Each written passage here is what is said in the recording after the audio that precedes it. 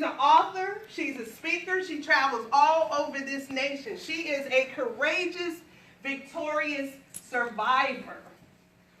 And her story is a story of many young ladies who look just like you. So in a minute, I'm going to introduce her.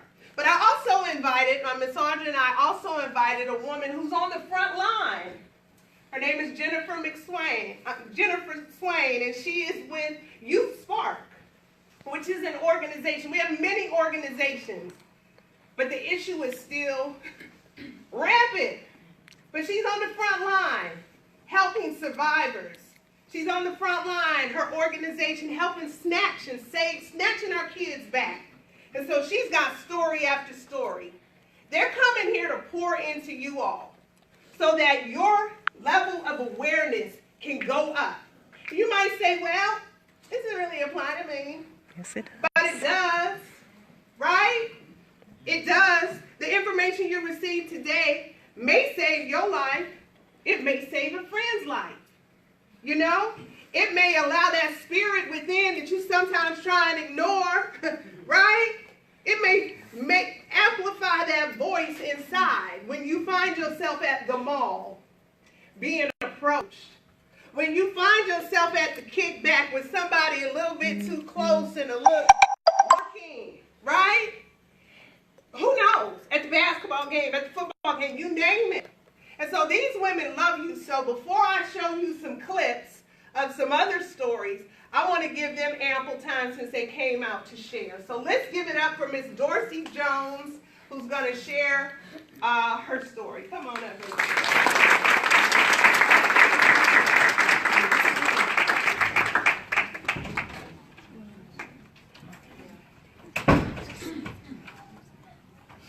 Mama! The lights got cut off again.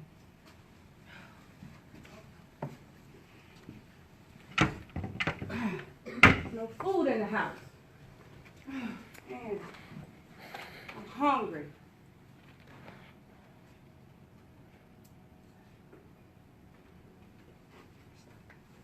Daddy, did I hear you? Oh, that's my stepdad. Oh, you gotta touch me again?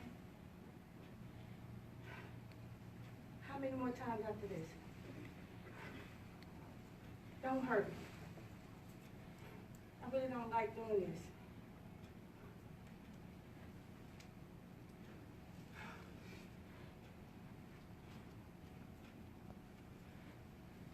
When I was 11 years old, my neighbor crumbled up $20 and he placed it in my hand. And the first time that he put that $20 in my hand, he caressed my breast. And the second time, he inserted his private in the inside of me. And when he finished having sex with me, he passed me to his dad. And then they passed me to the brother. The man behind me began to sleep with me. The man down the street began to sleep with me. And before I turned 11 years old, half of the community was sleeping with me. I was hungry, I was scared, and a lot of times we didn't have what we needed in our house to survive. I'm not gonna go into all my story, but what I want you to know is that the same way Ms. Nicole was talking about having low self-esteem, that and teach me the value of myself. Nobody was telling me that I was pretty. Nobody was telling me that I was loved. Nobody told me that I was smart. Nobody told me that I was intelligent. I lost my dad when I was 2 years old, and my mother did not have the resources that she needed to take care of me. So with that, I began to be a loner, and I began to hitchhike and be all over the place. I ended up staying with a total of about 32 different families, not because I was in defects custody, but I just knew it was something so much better than my house, and I knew that my house was a house of hurt. I knew that I had stepfathers that my mother loved that didn't love her, but they were sleeping with me. I knew that the men in the community were taking advantage of a girl that was walking the street because I didn't have people to talk to me and tell me that you are valuable, you shouldn't be walking the street, you shouldn't be climbing in and out of cars, you shouldn't not be attending school. I didn't think that school was important because I wasn't dressed right. My hair wasn't combed. I had on dirty clothes. I had an odor. And I really just didn't love myself. So it was easy for me to go to the mall. It was easy for me to hang out in the woods. It was easy for me to stay in the park and sit on the merry-go-round and just be by myself until I could find a purpose. And I still didn't have a purpose. I was still all over the place, just depressed, hurt, abandoned, neglected, all those things that came with that. That was me. And my society told me, where I was from in South Georgia, that I could never be nothing. And I believed that with everything that was in me, that I was not going to be successful, that I was never going to be nothing because I was the little whore. That's what they called me. Oh, she's just a prostitute. That's Clara's daughter. She lived across the track, and nobody came across that track reaching for me. So in my heart and in my mind, that's what I believed that I was, because that's what the world said I was. So when it was time to go to school, I really didn't value an education, because at that moment, all I wanted to do was eat. All I wanted to do was be the class clown so that people could be my friend, and they wouldn't look at the deficiencies that I had. They'd just say, oh, she's been a class clown, she's funny. And that would take the negative off of me. But what I came here today to tell you is, I really don't look like what I've been through. I really and truly, I should have died a long time ago. A lot of you would have died when First Man climbed on top of you. God brought me here today. God brought me here today because we're in a Christian environment.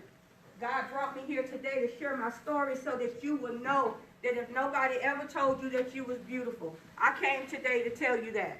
If nobody ever told you that you were smart, that you was intelligent, you are all those things that I just said, that you are a thriver, that you are an overcomer, that you have purpose in your life. Nobody told me that. When I graduated from high school, my grade was so bad that no colleges was writing me. Nobody was looking for me. It just so happened it was a family that knew that I had a bad situation, and they decided to bring me into their home.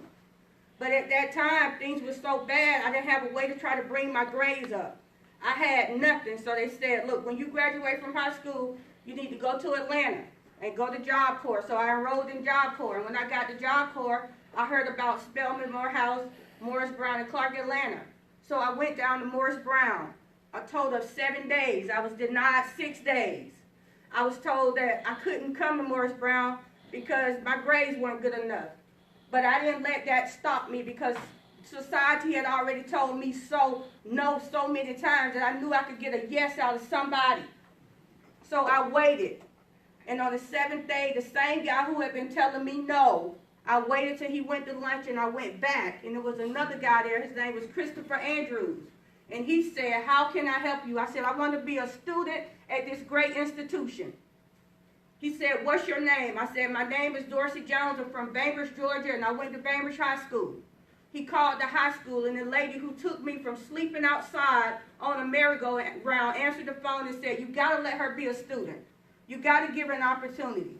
So when he hung up, he gave me a chance to be a student, and I made good grades. Even though I was told that I would never be nothing, God had put a burning desire in the inside of my belly to let me know that I was more than what society said.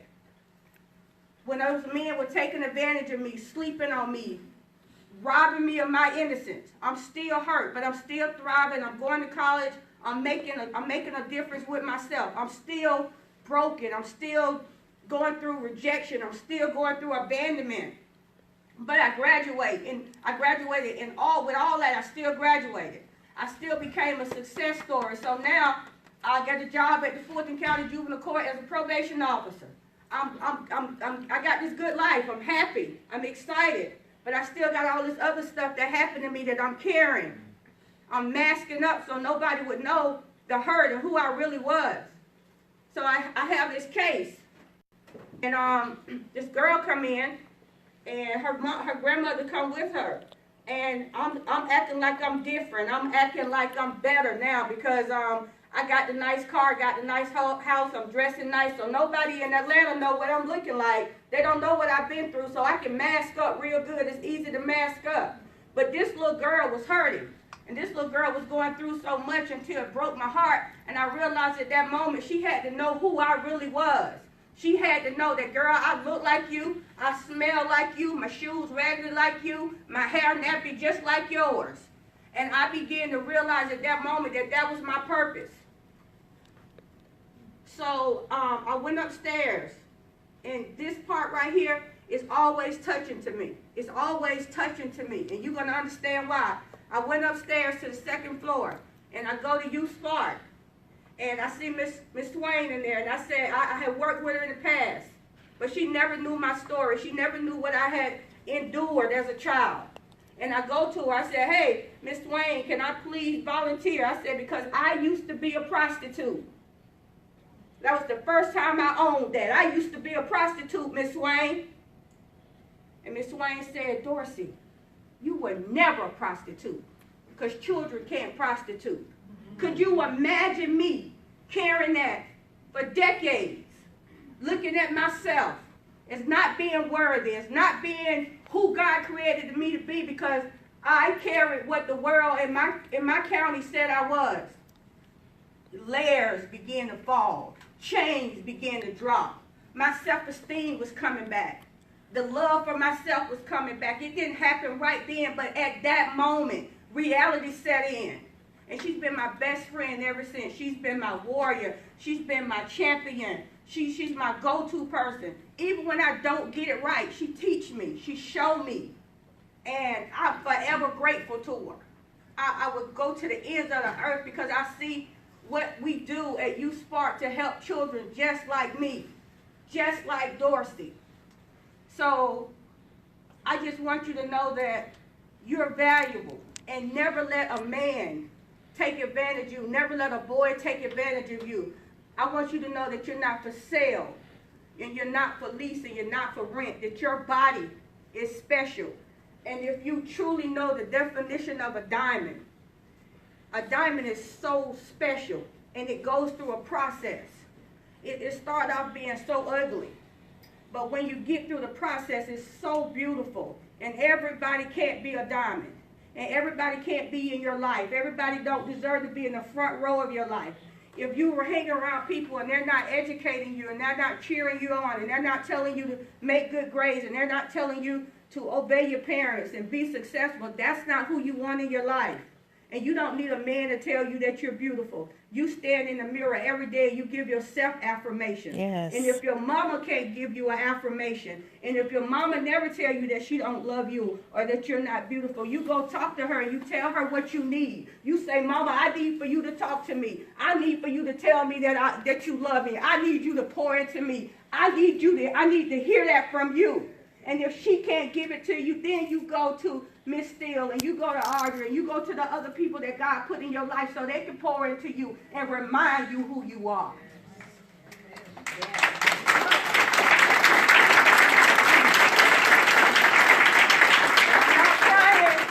I'm crying because I got a cold and these tears are coming. So now we're going to hear from my best friend, my ED, my rock, my heart, Miss Jennifer Swain. Woo! I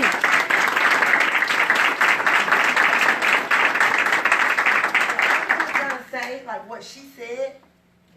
No, seriously. As you guys can see, she really cares about you.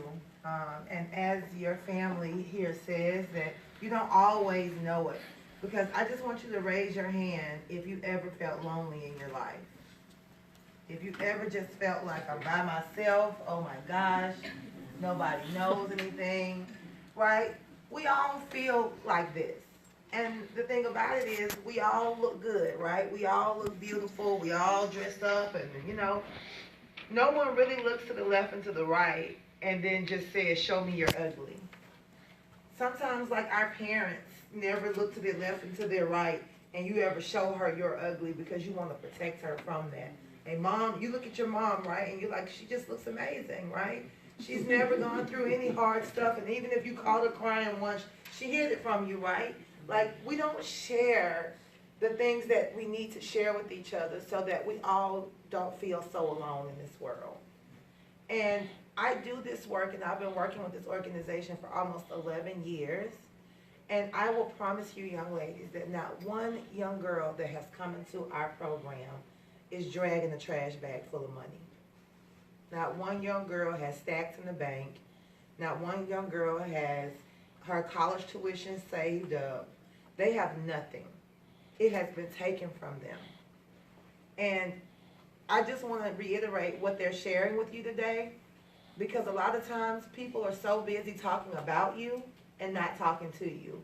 And what you have here with Diamond in the Rough is so special, because I know you don't want to get up on Saturday morning and come here. I know you didn't want to sit in the front row. I know you don't want to have to talk about this. But raise your hand if you can identify and you know the thoughts in your neighborhood or you know the thoughts in your school. Raise them high. We're in a safe place. Right? And I want you to think about that, and I want you to hold them in your mind as I talk to you about this for 2 seconds. Because I want you to understand that the average age of entry into prostitution is 12 to 13 years old. Bless you. No one wakes up at 16 years old and just says, you know what, I'm just going to be a prostitute. No one decides when they wake up in the morning that I'm not going to go to school today and strive to be the best. I just want to go lay up under a man. And maybe if he gives me $20, then that's good enough. No one says at 17 that I'm just going to give head for $20. No one just makes that up all of a sudden. Sometimes you learn behaviors because young people in certain situations are forced to act like adults.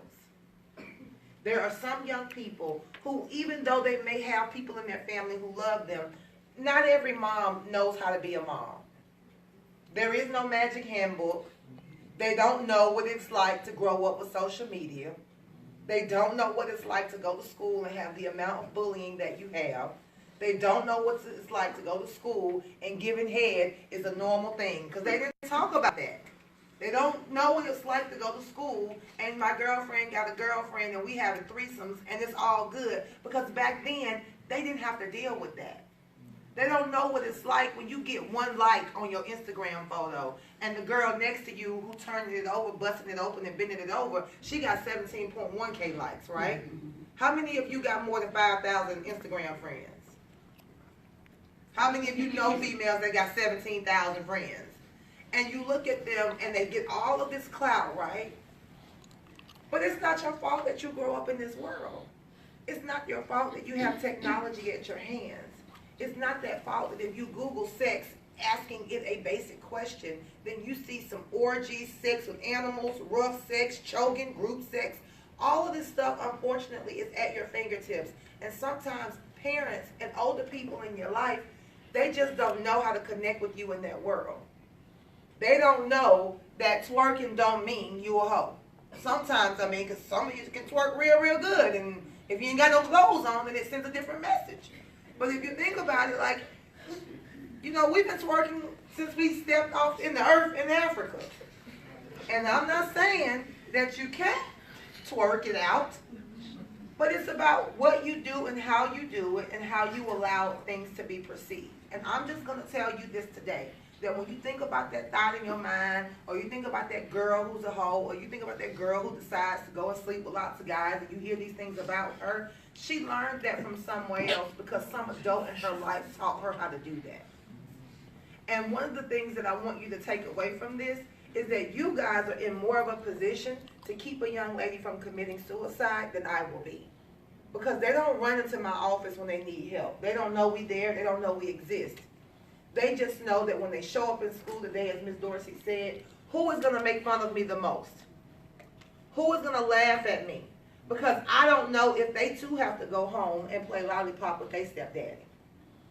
I don't know that if they also have an uncle that won't accept no, and they violate them anyway.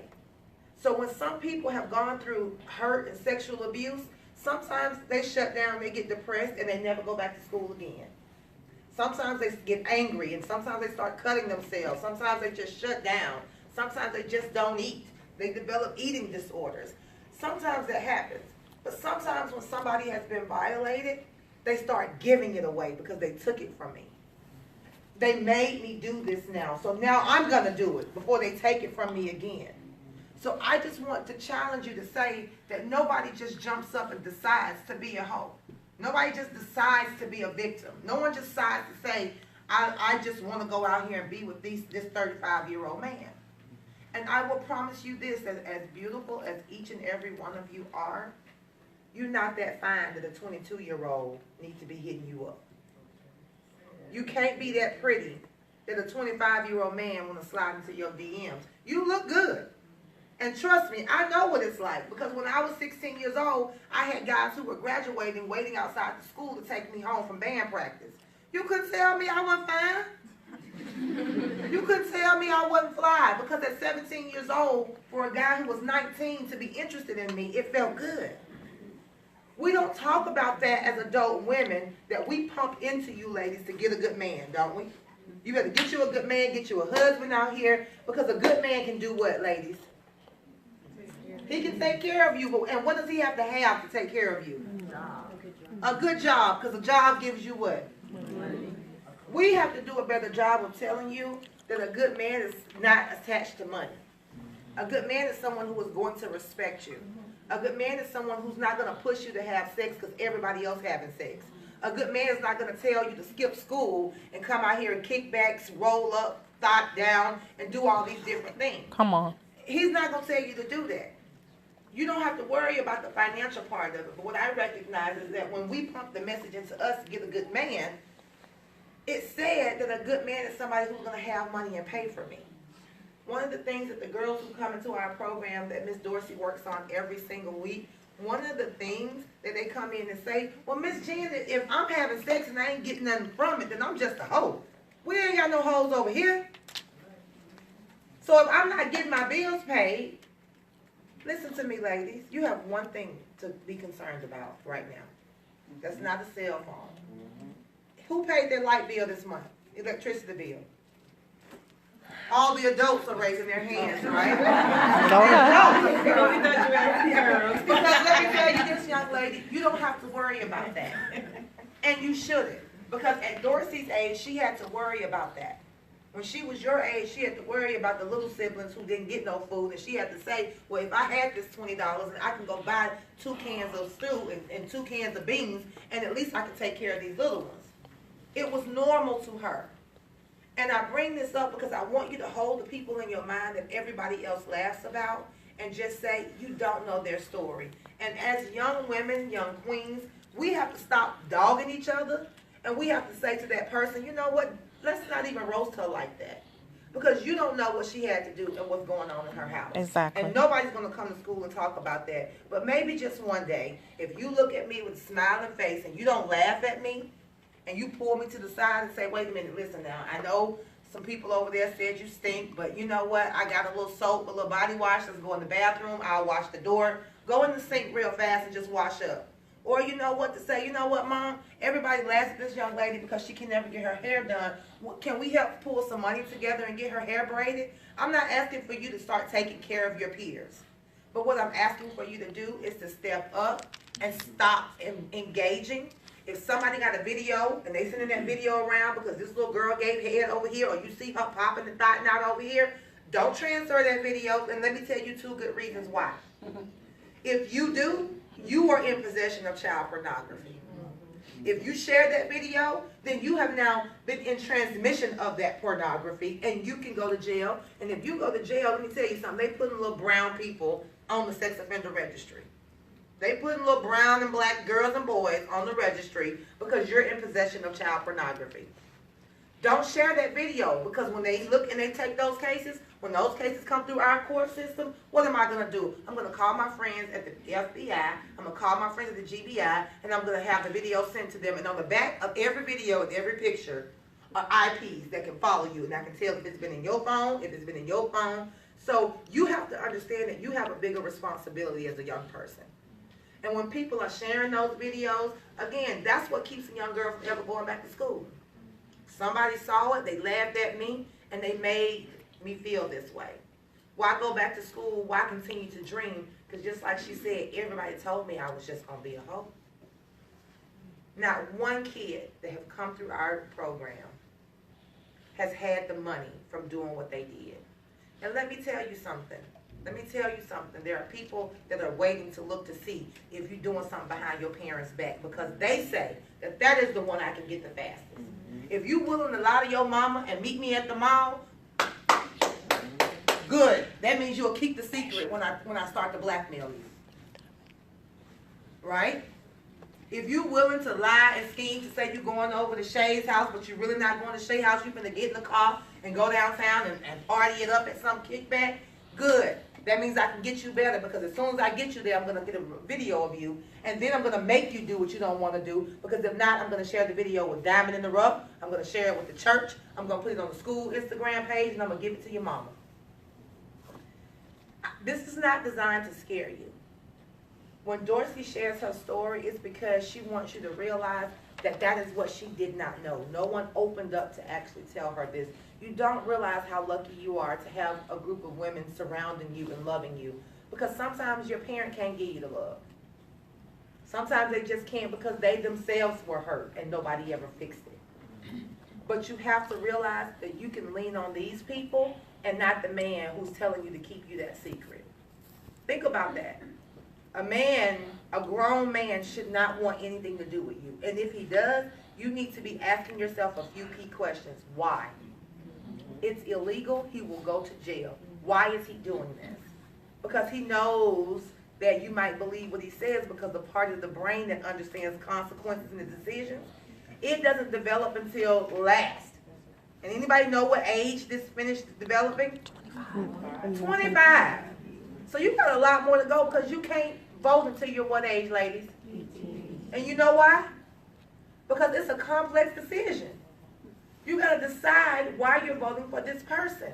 And we know that by law because we don't want you to make a decision and vote for the wrong person. So we got to wait until your brain gets a little bit more developed. And then you can make a decision on who you want to be your leader of this country. If we know that about certain ages, I just bring that up because I want you to realize that there are people out here that prey on you. And Miss Nicole is right. If you look like you want to lie, if you look like you don't want to look up, if you've never been told that you were pretty and now all of a sudden he's sliding in your DMs, I've worked with pimps and I've heard pimps say that they will talk to your kids more than you will, parents. I will slide in her DM, and if I got to ask her every day what happened in school, I'll do that because as soon as I get her, I got her, and it's all worth it. Somebody sliding in your DM if you don't know them, let it go. People crazy anyway. Like, don't do it. And again, I'm glad they showed you the pictures. Because one of the things that I talk about all the time is what you think a predator looks like. Because if I roll up and I ask you if you want to come out and kick it with me tonight, because guess what? Super Bowl is coming. And we're going to turn it up. The city is going to be litty. Right? You know, we got a couple of rappers. We got a couple of parties. And I know a couple of rappers, right? And what if I say we need some bad girls to come with us, and at the end of the day, we're going to turn up, we're going to hit the restaurants, and we're going to make it rain. Guess what? Don't worry about no ID. I got you. You don't have to have your hair done, because we got a lady who's going to come to the house, and we're going to have 32 inches, and we're going to pop a bottle while she gets our hair done. 32 inches down my back. We're going to both get red bottoms, and then they're going to pick us up in their Hummer, and we're going to ride out. We just need some bad girls, and I'm going to tell you what you need to tell your mama so that you can go with me because she don't really understand. But at the end of the day, we got to turn up because I think 21 Savage is going to be there, and they may shoot their video tonight. Who going to go with me? Who want to ride out? Turn up. Okay, parents, close your eyes. Close your eyes, parents. Who going? Who going? Who going to go with me? Who going? Who going? Y'all have done good. They're like, no, we're not going. But you have to realize that things will be presented to you in a way where it's all about the turn up, ladies. And the turn up used to be one of y'all, like maybe, you're like, well, how many red bottoms we gonna get? She's like, wait a minute, so how, exactly is the 21 Savage video or no? You know, because you have to realize it's really easy to fall into, guys, but it's really hard to get out of.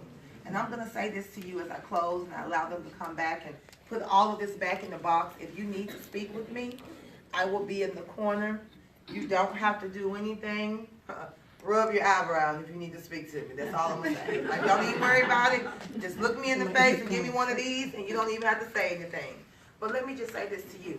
Most of the time, the girls and the boys that get caught up in this, they don't get out of it, not because they know it's wrong. They don't get out of it because they're too ashamed to tell their mama what they did. They don't get it out of it because they're too ashamed to tell someone that, dang, I was this dumb that I let him do this to me. I can't believe I let them take the video. I can't believe I left school that day. If you don't want to talk to your mama, call your big cousin and have her to talk to you. If they tell you that they're going to blast you and they're going to put your secret out there and they tell you you better not tell somebody, that means you better tell fast. Mm-hmm. Most of the guys who do this, they punks. They punks. They'll threaten you, but they won't threaten a grown man. They'll threaten you, but they won't threaten a grown woman who see them. So I'm telling you that if you can't talk to your parent, it's okay. But you talk to somebody you can, and they will help you, because most of the girls who stay in this life, they really felt like that, oh my God, my mom was going to get me because I never should have lied to her in the first place. But your mother really will get over that lie, because it will hurt her more that you spent that much time holding that secret and not telling her. Don't judge yourself if you end up in that situation. We don't care if you said yes. I don't care if you got in that car. I don't care if you took off your clothes. I don't care if you almost did it. It does not matter. I don't care if you did do it. It does not matter. Don't hold that secret. If somebody else is feeling that, you know what? Don't roast her.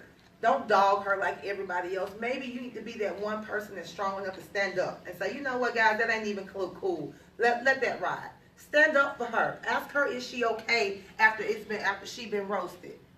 And she might just start crying, and you might be the person that can lead her to the counselor's office. Or you may say, you know what, show up at Diamond in the Rough. I know your mama may not know, but guess what? Miss Audra gonna help us figure it out. Like, at the end of the day, y'all are in a really good position. And this, again, is not designed to scare you, because I believe that you guys are gonna be the one that end this, not me. Because I still got girls falling into this. There's so many ways that you can get involved, and one of y'all are gonna take my job. One of y'all are gonna help Dorseys of the world. You're gonna help other kids of the world. And you have the right to be able to do that. And so I just appreciate you guys for allowing me to have this conversation and allowing us to talk to you, because we really just want to change your mind out here. It really just is not about how fun that life is. Don't let the media trick y'all.